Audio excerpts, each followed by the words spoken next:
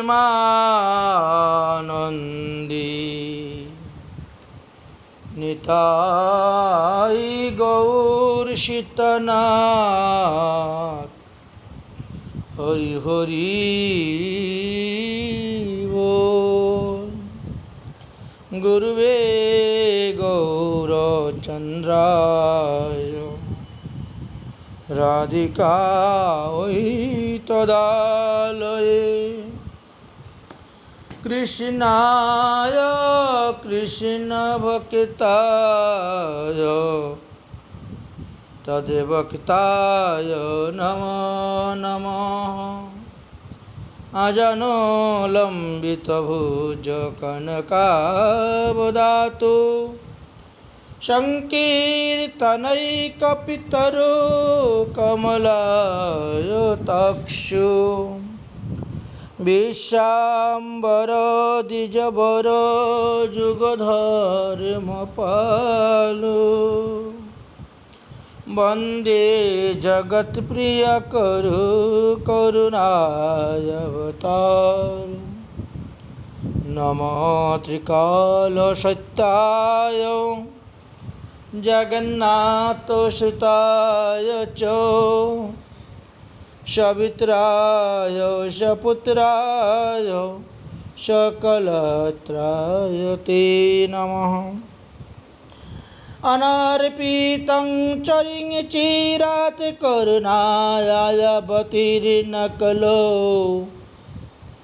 সমর্পি তুমুন্নত উজ্জ্বল রসং সভকীর্তি শ্রেয়ম হরিপুরট সুন্দর দুতি কদম্ব সন্দীপিতঃ সদা হৃদয় স্কন্দরে স্ফুরত সচিনন্দন।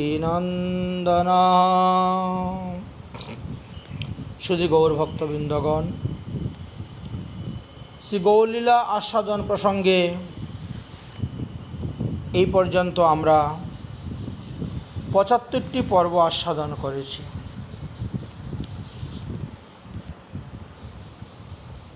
শ্রী চৈতন্য চরিতামৃত অন্তলীলা ২০ পরিচ্ছেদ এর ৩৭ নম্বর শ্লোক পর্যন্ত আমরা আস্বাদন করেছি। সেখানে মহাপ্রভুর শিক্ষাষ্টকের ৬ নম্বর শ্লোকটি আমরা আস্বাদন করেছিলাম গত পর্বতে।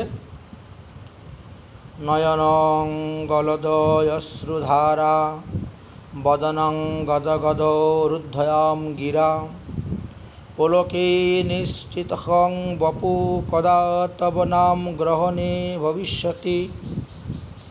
আমরা এই শ্লোক আস্বাদন করেছিলাম। মহাপ্রভু অতি দৈন্যের সহিত ভগবান শ্রীকৃষ্ণের নিকটে প্রার্থনা করেছিলেন, প্রেমধন বিনে ব্যর্থ দারিদ্র জীবন, দাস করি বেতন মুরে দেহ প্রেমধন।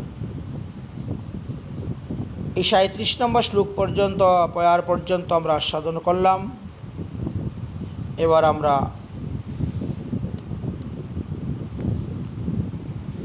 শিক্ষাষ্টকের ৭ম শ্লোকের বিষয়বস্তু আস্বাদন করব। সেখানে মহাপ্রভু বললেন, যোগায়িতং নিমেষেন চক্ষুষা পাবৃশায়িতং শূন্যায়িতং জগত সর্বং গোবিন্দ বিরহেণ মে।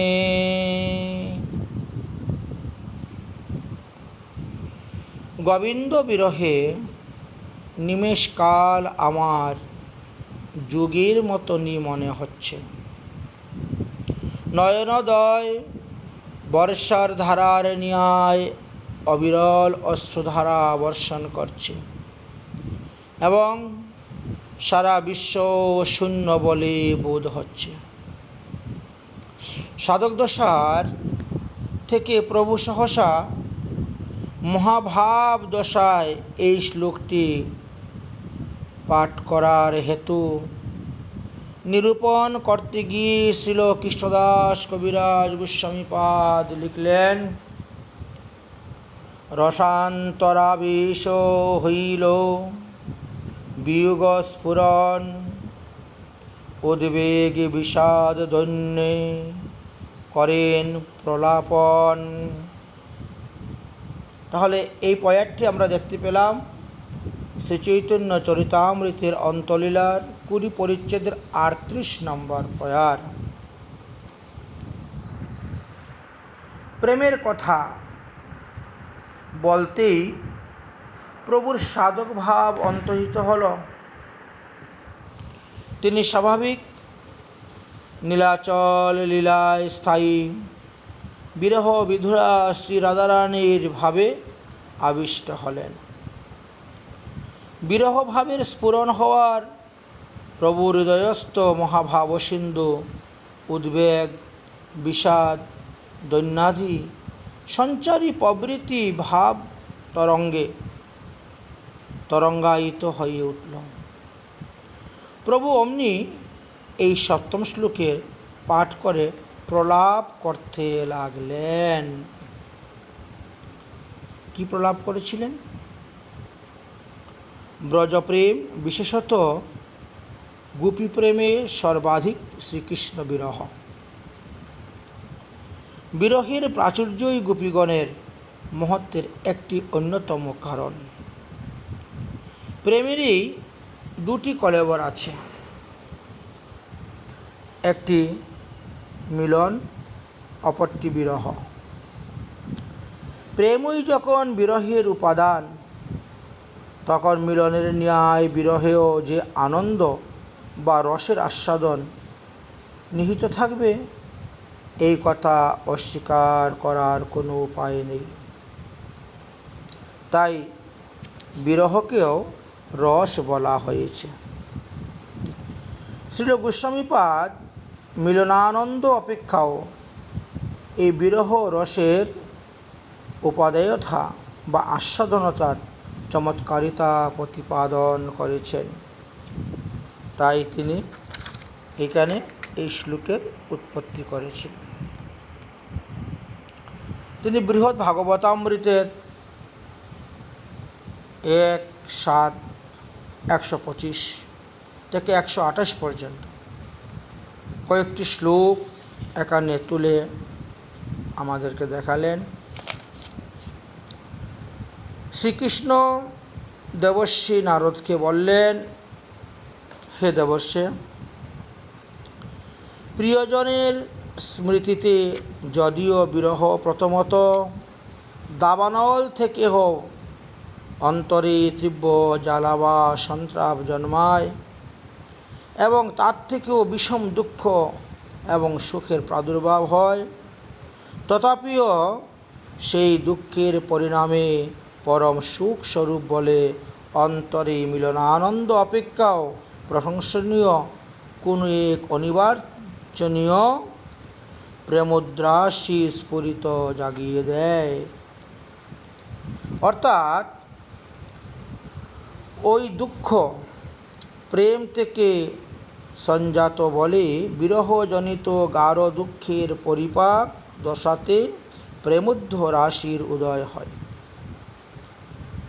এটি একমাত্র তাদৃশ রসিক জন্যের বৈধ।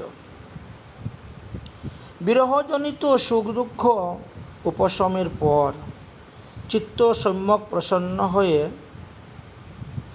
মিলনানন্দ সম্পাদনের ন্যায় মহাসুখ অবদান করতে থাকে। এরূপ অভীষ্ট বস্তু নিরন্তর স্ফূর্তি হেতু অন্তঃকরণ সর্বদা পূর্ণতায় প্রসন্ন হয়। এই নিমিত্ত বিরহ বিধুর চিত্ত মহাসুখার্থ রোদনাদিরূপ ভাবের স্থায়িত্ব ইচ্ছা করে থাকেন এবং বিরহ জন সুখাদি আরতি ভাবের অভাব ঘটলেই চিত্তে অতিশয় দুঃখের উদয় হয়ে থাকে। যাদের মতে বিরহ দুঃখ রুচিকর হয় না। প্রিয়জনের প্রগাঢ় স্মৃতি দান করে বলে তারাও বিরহকে পরম উপকারী বলে মনে করে থাকেন।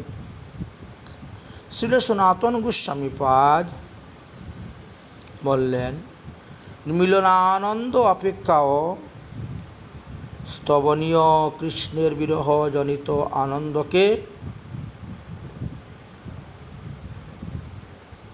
কুজপি নির্বাচনোত্তম বলে টিকার একটি বিষয় নিয়ে সিদ্ধান্ত করে আমাদেরকে বললেন যে ব্রহ্মানন্দকে স্মৃতি অনিবার্য বলে উল্লেখ করেছে।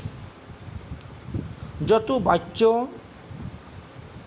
নির্বর্তনে অপ্রাপ্য মনসা সহ, সুতরাং ব্রহ্মানন্দ অনিবার্য। ভজনানন্দের চিত্তকে আকর্ষণ করে থাকে, তাই তা অনিবার্যতর। ভজনানন্দই সান্ধ্র বা গাঢ় হয়ে প্রেমানন্দ হয়, তাই প্রেমানন্দ অনিবার্যতম। সেই প্রেমানন্দ আবার বিরহাতীত সহযোগে চরম সীমা প্রাপ্ত হয়। বিরহজনিত প্রেমানন্দকে পরম মহা অনিবার্য বলা হয়। বিরহজনিত আরতি বা জ্বালা বাইরের দুঃখের ন্যায় প্রিয়তি মনে হইলেও স্বরূপত যে উহা সুখ বা আনন্দের পরাকাষ্ঠা প্রাপ্ত। শ্রীল গোস্বামীপাদ টিকার দৃষ্টান্তের সঙ্গে এরও একটা যুক্তি আমাদেরকে দেখালেন।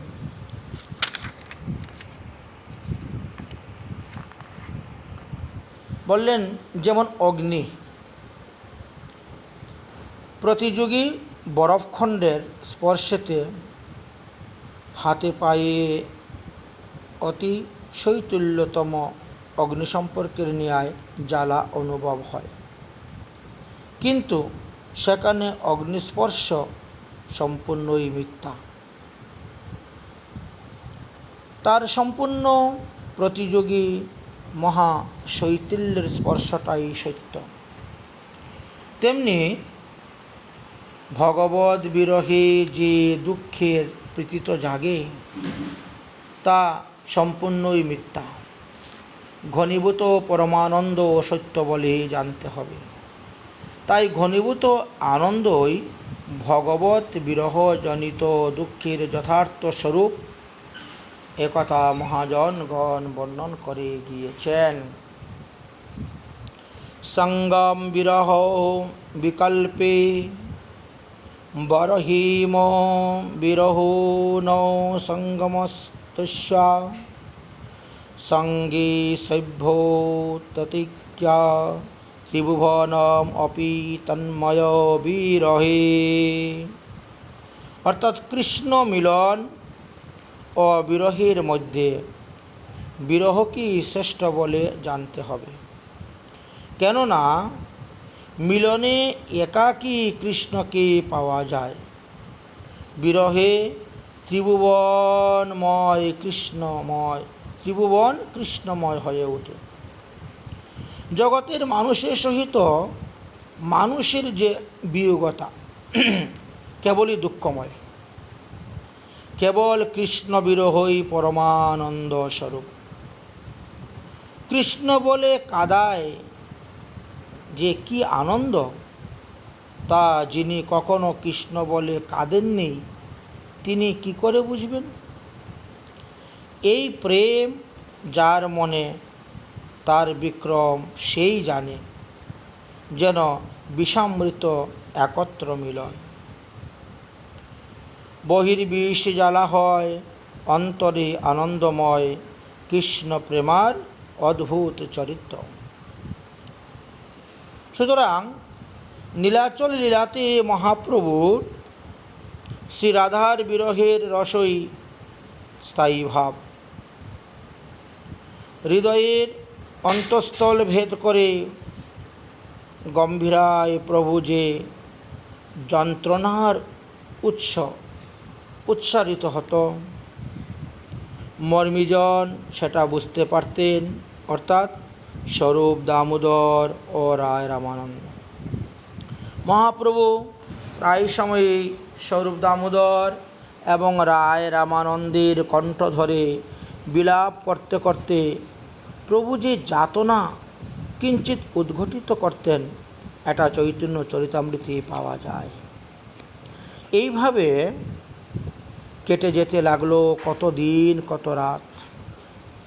রাধাভাবে সখী জ্ঞানে তাদের কণ্ঠ ধরে বলতেন, সখী, প্রাণনাথ শ্রীকৃষ্ণ আমায় অপেক্ষা করে কোথায় গেলেন?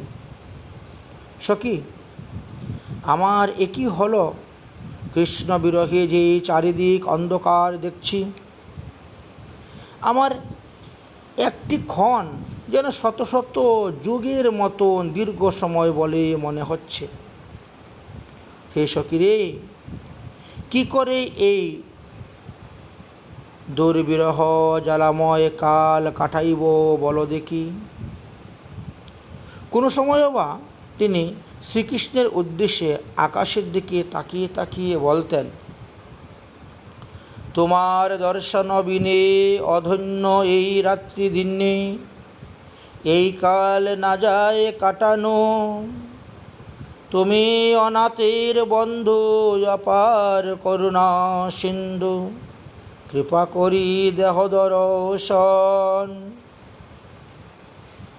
এই যে প্রয়ার, তাহলে এই প্রয়ারে আমরা বুঝতে পারলাম যে ওই শ্লোকের সঙ্গে মিলিত আছে। যোগায়িতং নিমেষেন। গোবিন্দ বিরহে এক নিমেষ আমার যুগের মতনই মনে হচ্ছে। ক্ষণকল্পতা, নিমেষা সহতা প্রভৃতি মহাভাবেরই তো লক্ষণ। গাঢ় মহাভাবের আসলে পরে এই লক্ষণ উপস্থিত হয়। এই বিষয়ে উজ্জ্বল নীলমণির 166 নং শ্লোকে আমরা দেখতে পেয়েছি। এই মহাভাবে নিমেষের অসহিষ্ণুতা, আসন্ন জনগণের হৃদয় বিলুরণ, কল্পক্ষণত্ব, শ্রীকৃষ্ণের সুখে আরতি শঙ্কায় ক্ষীণতা, মহাদির অভাবে আত্মাদি সর্ববিস্মরণ এবং তৎকল্পতা প্রভৃতি অনুভব যথাযথ যুগে এবং বিয়োগে দৃষ্ট হয়ে থাকে। অধীরূঢ়ভাবে এইগুলা আরোহ সমধিক প্রকর্ষণ প্রাপ্ত হয়। প্রভু শ্রীরাধার অধীরূঢ় মহাভাবের চরম অবস্থা দিব্য উন্মাদের রসমাধুরী নীলাচল লীলায় আস্বাদন করেছেন। সুতরাং বিরহ অবস্থায় মহাভাবের সব লক্ষণগুলি তাতে সর্বাধিক প্রকর্ষ প্রাপ্ত। দুঃখের সময় কিঞ্চিত দীর্ঘ বলে মনে হয়, স্বাভাবিক। এই বিষয় জগতেও যৎকিঞ্চিত আমরা অনুভব করে থাকি। দেহে বিষম পীড়াদায়ক কোনো ব্যাধি হলে সেই দুঃখভোগের রাত্রিটি যেন সুদীর্ঘ বলে মনে হয়। কিছুতেই যেন সেই রাত কাটতে চায় না। তাই কথায় বলে, দুঃখের কাল দূরতি অক্রমণীয়। মহাভাবে শ্রীকৃষ্ণের বিরহ জ্বালা এতই অপরিসীম যে একটা অতি ক্ষুদ্র নিমেষকাল যুগের ন্যায় সুদীর্ঘ বলে মনে হল। বিশ্বের সুখ দুঃখের অনুভূতি এই কৃষ্ণ মিলন ও বিরহজনিত অপরিসীম সুখ দুঃখ কোনো ধারণা দিতে পারে না। কৃষ্ণ বিরহ জ্বালার নিকট কোটি কোটি দাবানল বারবানল মহাকালকোটির তীব্র জ্বালা সবই যেন অতি তুচ্ছাতি তুচ্ছ বলে মনে হয়। এই বিষয়ে ললিত মাধব নাটকের তৃতীয় অঙ্কের ২৮ নম্বর পয়ারে আমরা দেখতে পেয়েছি রাধারানীর বিলাপ। রাধারানী ললিতাকে বলছেন, হে সখী, গোলকপতির বিচ্ছেদজনিত জ্বর পুটপাক, মানে সেই পাত্রে ধাতু গলিত হয় সেটাকে পুটপাত বলা হয়, পুটপাক। রাধারানী ললিতা সখীকে বলছেন, হে সখী, গোলকপতির বিচ্ছেদজনিত জ্বর পুটপাক থেকে অধিকতর উত্তাপদায়ী, গরল সমূহ হইতেও অধিকতর ক্ষুব্ধজনক, বজ্র থেকে অতি দুঃসহতর, হৃদয় বিদশীল অপেক্ষাও কষ্টদায়ক এবং তীব্র বিসূচিকা রোগ অপেক্ষাও তীব্রতর। হে সখী, এই বিচ্ছেদ জ্বর আমার মর্ম ছিন্ন ভিন্ন করে দিচ্ছে। সেই মহা জ্বালাময়ী দশা প্রেমিকের অতি ক্ষুদ্রাতি ক্ষুদ্র ক্ষণগুলিকেও এতই অসহনীয় বেদনায় করে তুলে যে তার একটি ক্ষুদ্রতম নিমেষকালও যুগের ন্যায় সুদীর্ঘ বলে মনে হয়। একথা আমরা ভাগবত দেখতে পেয়েছি। একাদশ স্কন্ধের 12 অধ্যায়ের 11 নম্বর শ্লোকেতে ভগবান শ্রীকৃষ্ণ উদ্ধবকে বলেছিলেন, ত্রাস্তা ক্ষেপা পৃষ্ঠত মেন নিতা ময়ূর বৃন্দাবন গোচরণে খন্নার্দবৃত্তা পূর্ণরঙ্গ তাসাং হীনা ময়া কল্প সমা বপুব।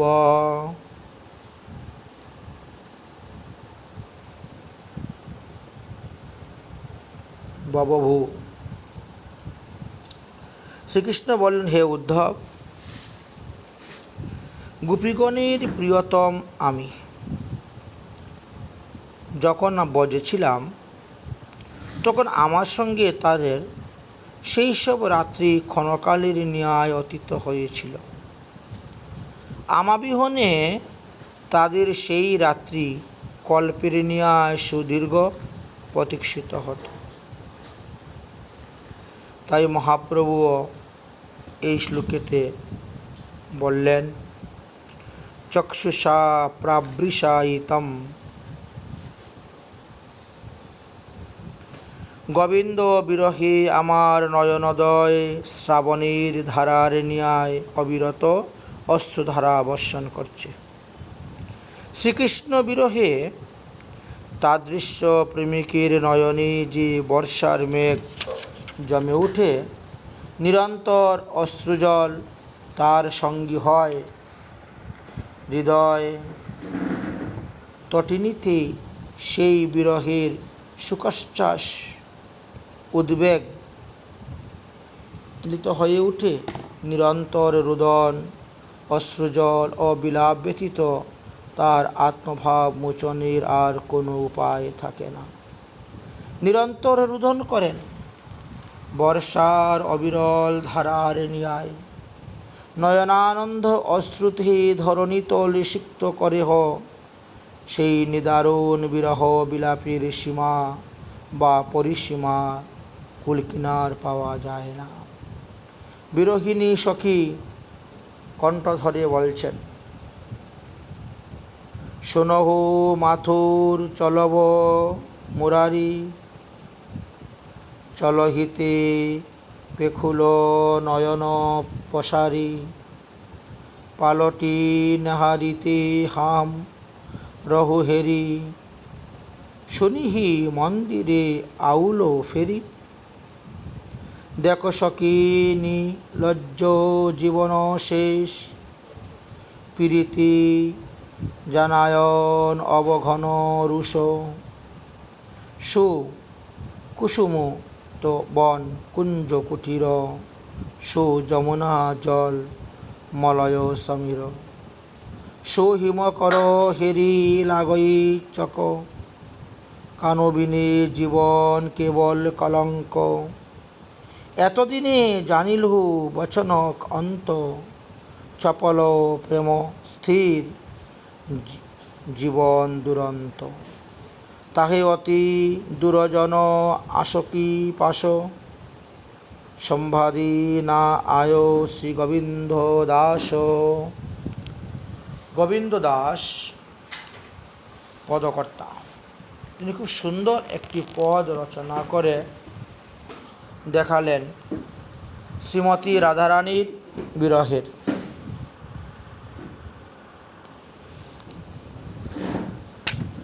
বর্ষায় আকাশে মেঘ প্রচুর জলধারা বর্ষণ করে, নিঃশেষ হওয়ার সঙ্গে সঙ্গেই যেন আকাশে আবার জলবিন্দু প্রবীণ মেঘের উদয় হয়।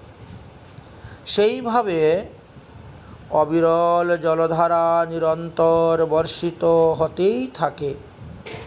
তেমনি কৃষ্ণ বিরোহিণী গোপীদার রোদনের নিমিত্ত আক্ষেপে জাগে, আবার ব্রজের নৈসর্গিক সুহার পূর্ব মিলনে মধুস্মৃতি অন্তরে জাগিয়ে দিয়ে প্রাণকে দুর্বিষহ বা বেদনাময় করে তোলে।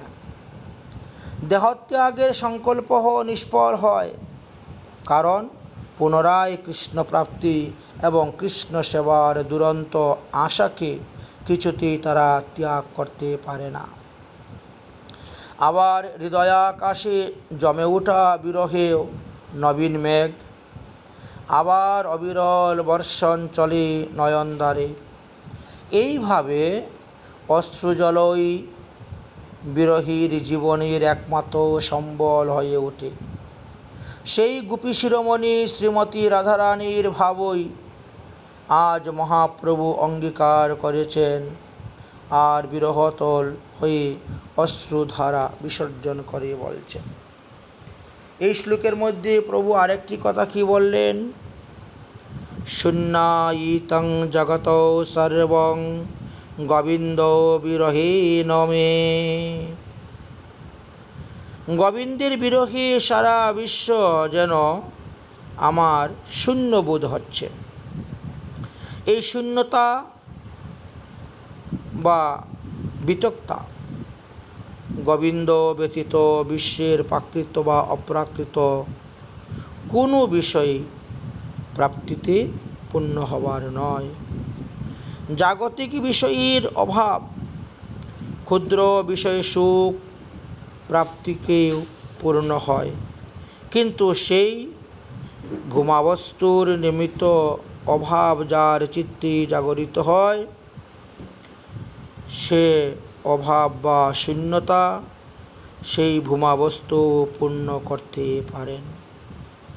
আবার ভূমাবস্তুর মধ্যে মাধুর্য মূরতি গোবিন্দের অভাব তিনি ব্যতীত অপর কোনো ভগবৎ স্বরূপে পূর্ণ করতে সক্ষম হন না। তাই ললিত মাধব নাটকের 7 অঙ্কের 26 নং শ্লোকেতে আমরা দেখতে পাই, যস্য তং পুরিত চিকুরে কি কি পুঞ্জ প্রণতি। নববৃন্দাবনে শ্রীরাধার ব্যাকুলতা পথি বললেন, হে সখী, যার কেশকলাপে সিকিপিচ্ছ নির্মিত মুকুট শোভা পাচ্ছে,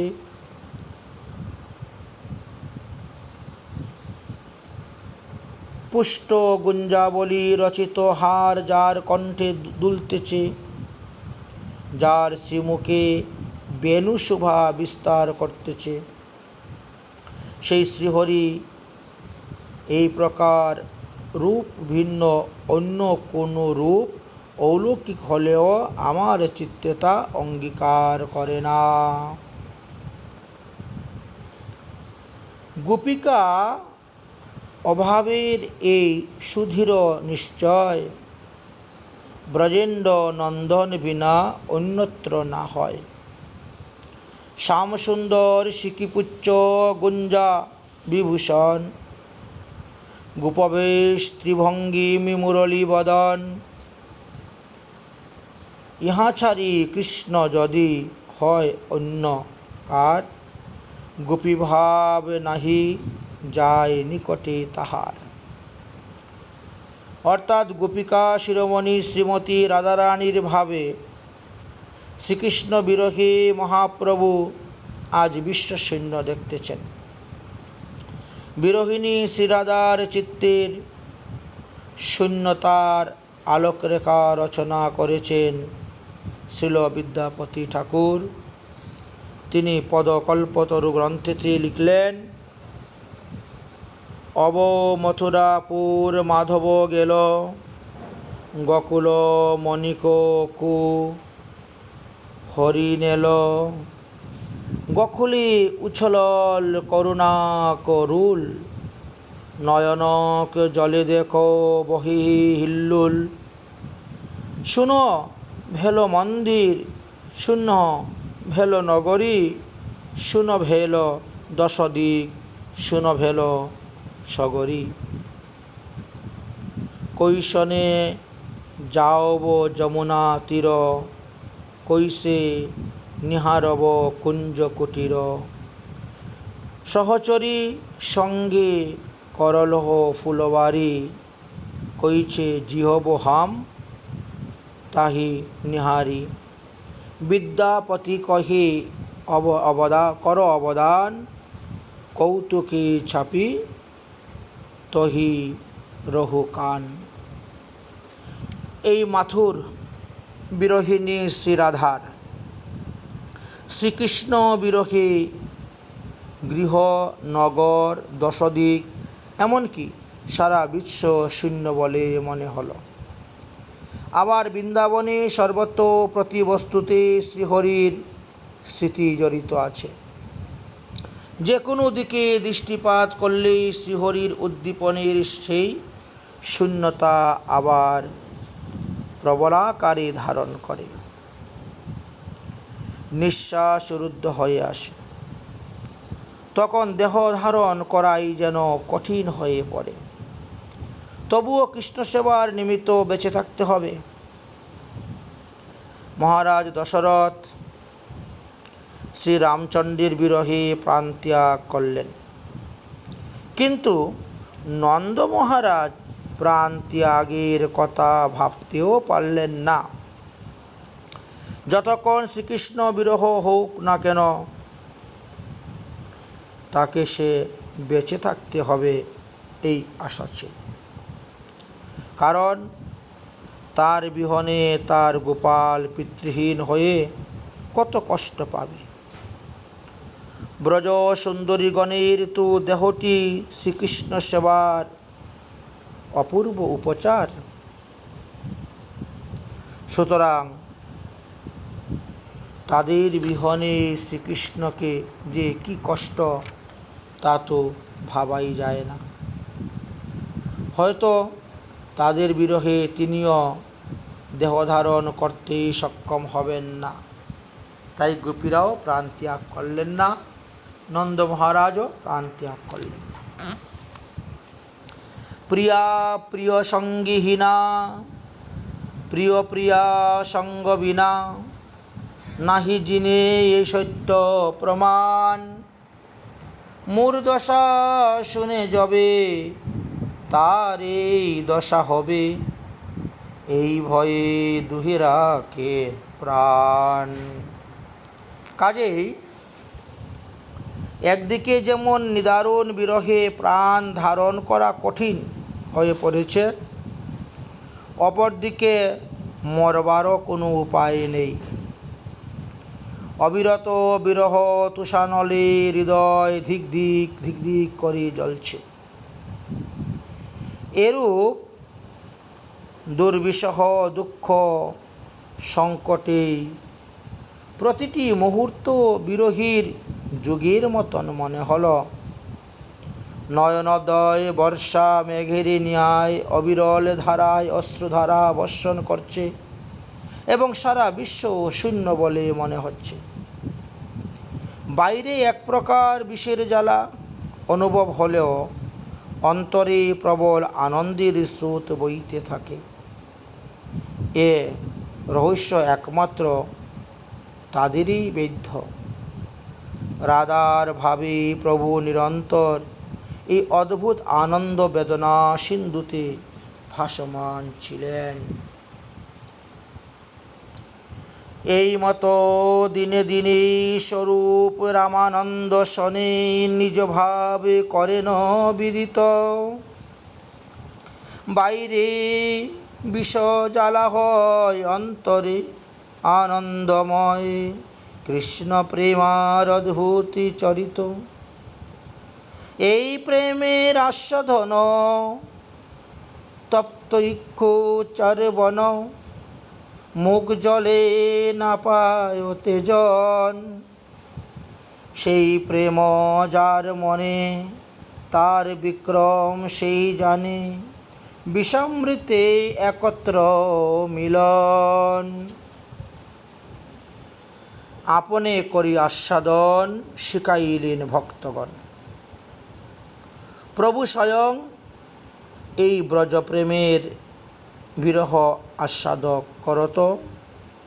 তদীয় শ্রীচরণাশ্রিত ভক্তদেরকে বিরহের ভিতর দিয়ে ব্রজমাধুর্যে আস্বাদনের কৌশলটা শিখিয়ে দিলেন। মহাপ্রভুর চরণাশ্রিত গৌরীয় বৈষ্ণবাচার্য শ্রীলরূপ রঘুনাথ স্বরগোস্বামীতেও অনুরূপ বিরহ সাধনার আদর্শ পাওয়া গেছে। শ্রীমৎ রূপ গোস্বামী পাদের উৎকল্লিকা বল্লরী এবং শ্রীপাদ রঘুনাথ দাস গোস্বামীর বিলাপ কুসুমাঞ্জলি প্রভৃতি স্তবই তার উজ্জ্বল সাক্ষী দিয়ে গেছেন।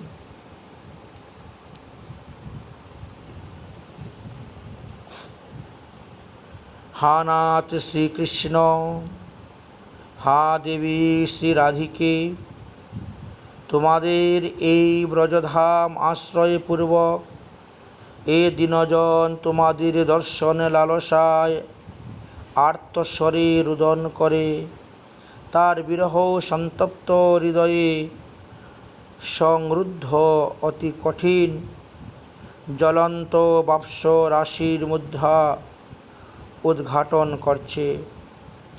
তোমরা দেখো, তোমাদের বিরহে তোমাদের রূপের হৃদয়ে কত জ্বালা।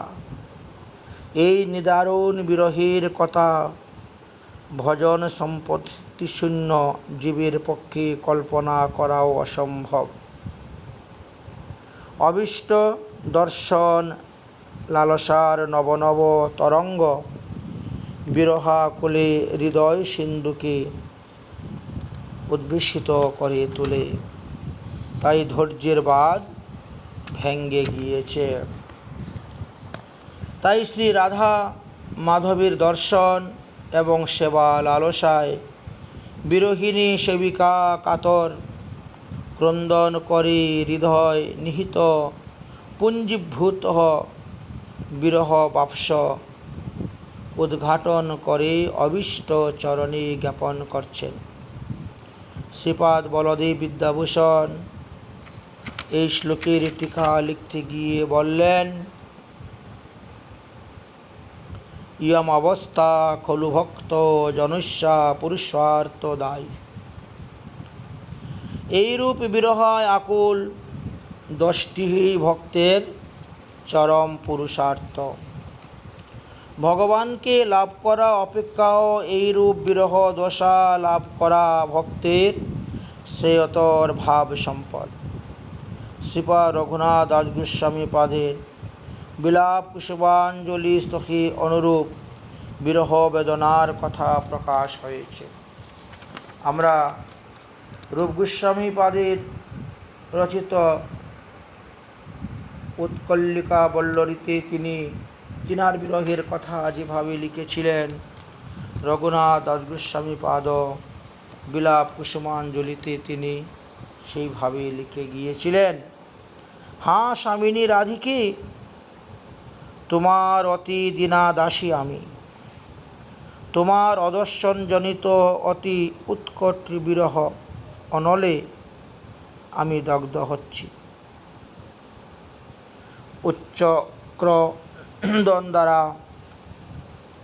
উচ্চ ক্রন্দন দ্বারা সাতিশয় ব্যাকুল হয়ে পড়ছি।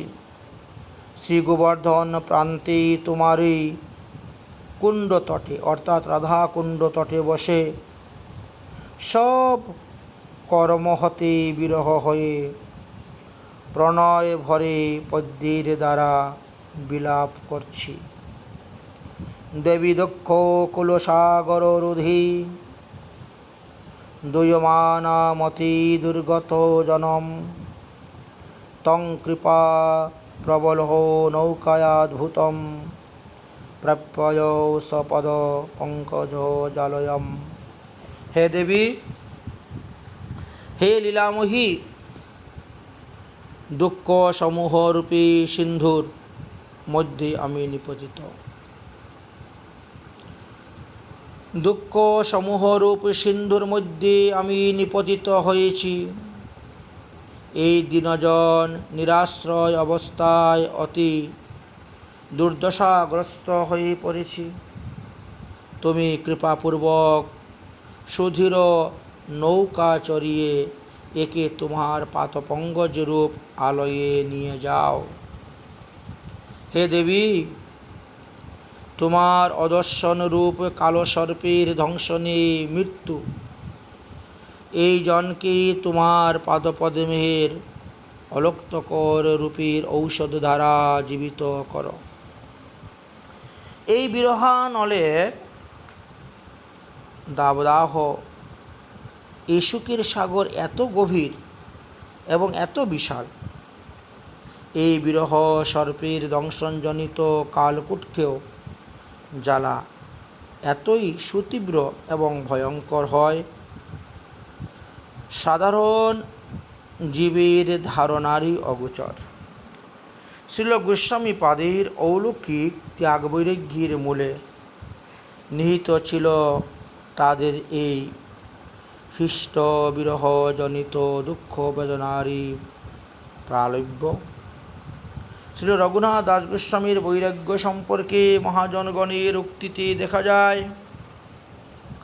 রাধাকৃষ্ণ বিয়োগে ছাড়িল সকল ভোগে,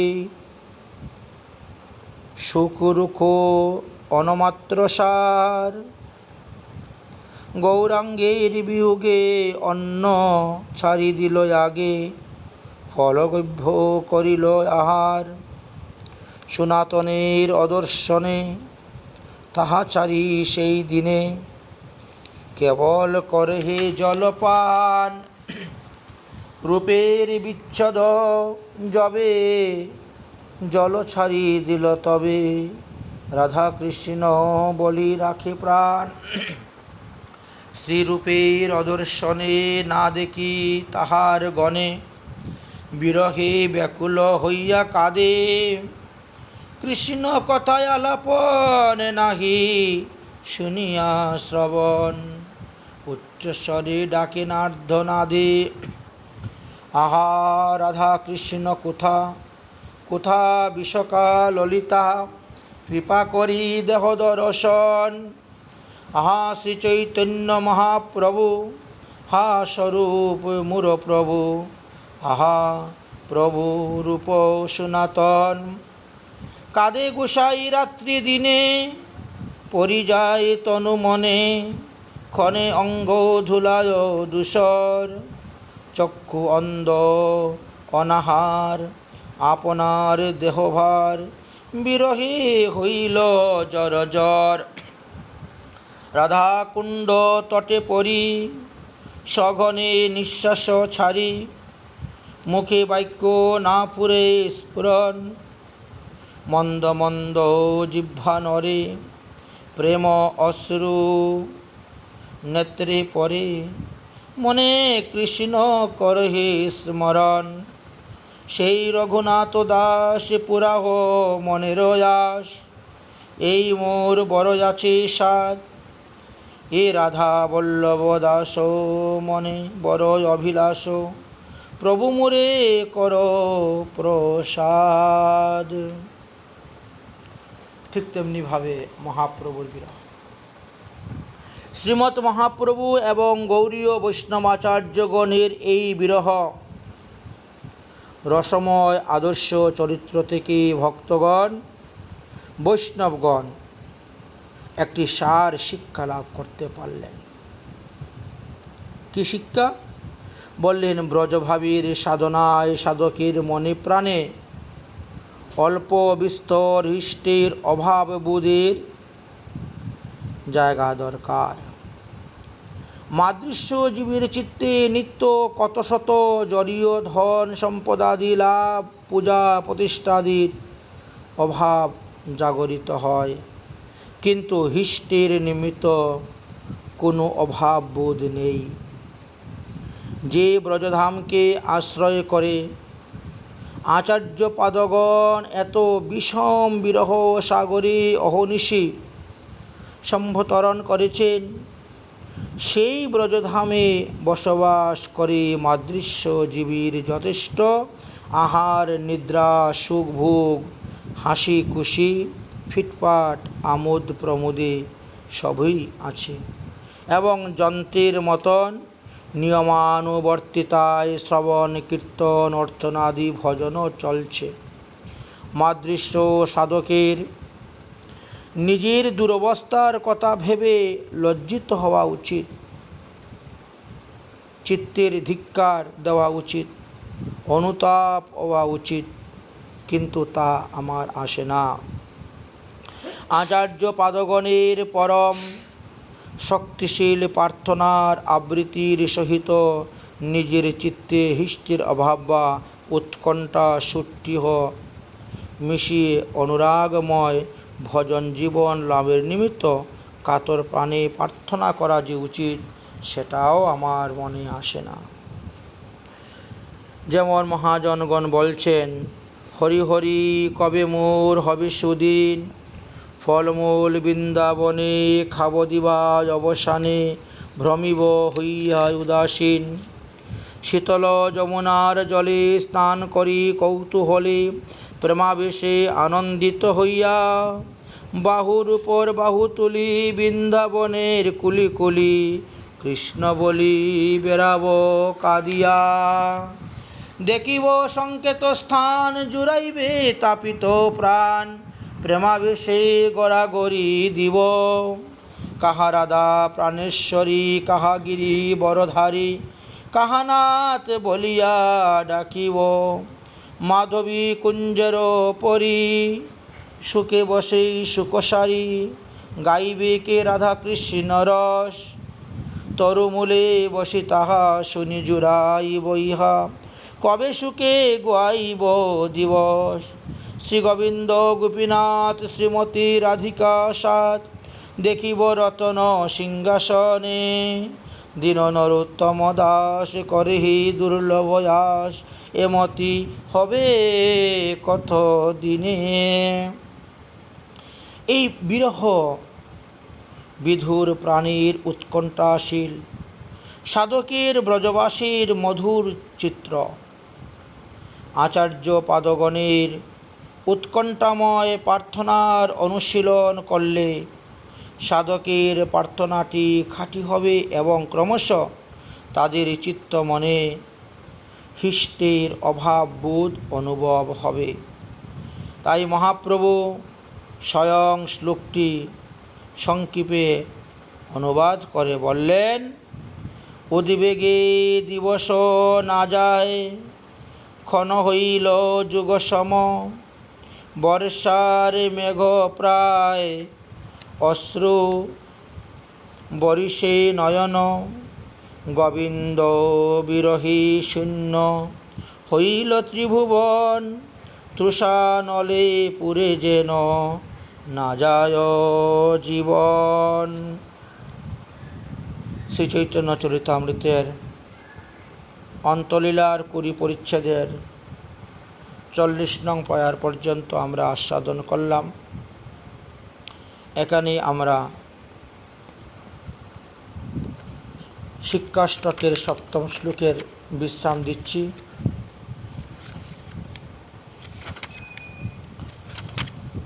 মহাপ্রভুর হৃদয়ে যে বিরহ উপস্থিত হয়েছিল। সেইভাবে মহাপ্রভুর পার্ষদগণ রঘুনাথ দাস গোস্বামী, রূপসনাতন গোস্বামী, তাদেরও সেরকম বিরহ উৎপন্ন হয়েছিল। নরোত্তম দাস ঠাকুর মহাশয়েরও হয়েছিল। সেই বিরহ দশাতে তারা যে আক্ষেপ রচনা করে গিয়েছিলেন, সেই আক্ষেপগুলি যদি ভক্তগণের হৃদয়ে উপস্থিত হয়, তাহলে তিনি সেই রাধাভাবে ভাবিত হয়ে ভজন করে নিজের জীবনকে ধন্যাতে ধন্য করতে পারবেন। এই জন্য শ্রীমৎ মহাপ্রভু এইভাবে বলতে বলতে তিনার বিলাপ আরও বাড়তে শুরু হলো। রসান্তর ভেসে কইলেন বিয়োগ স্ফুরণ, উদ্বেগে বিষাদ দৈন্যে করেন প্রলাপন। মহাপ্রভু জীবশিক্ষার নিমিত্ত এই প্রলাপন করে জীবকে দেখিয়ে গেলেন, হে জীবগণ, তোমরাও এইভাবে যদি ভজন করতে পারো, তাহলে অবশ্যই তোমরা শ্রীমতী রাধারানীর এবং শ্রী গোবিন্দের কৃপা লাভ করতে পারবে। তাই আজকের মতন শ্রী চৈতন্য চরিতামৃতর বাণী এখানে বিশ্রাম দিচ্ছি। শ্রীমৎ মহাপ্রভুর কৃপা হলে আগামীকাল তার পরবর্তী বিষয় আস্বাদন করব। জয় জনিতায় গুরু সীতানাথ প্রমানন্দে হরি হরি বল।